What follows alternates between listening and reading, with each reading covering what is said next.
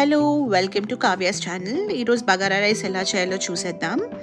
So 1 cup of rice soak చేసి wash చేసి పెట్టుకోండి.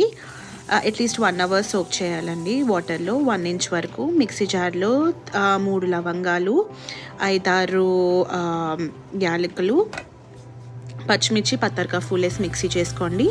కుక్కర్లో 3 table spoons of oil, 1 cube of butter వేసి సాజీరా వేసి వేపుకున్న తర్వాత మనం చేసే మిక్చర్ వేసి మనం గ్రైండ్ చేసిన మిక్చర్ వేసుకుని ఒకసారి కలుపుకోవాలి. దాని తర్వాత అల్లం వెల్లుల్లిపాయ paste and 1/2 cup of curd వేసుకుని కలుపుకోవాలి.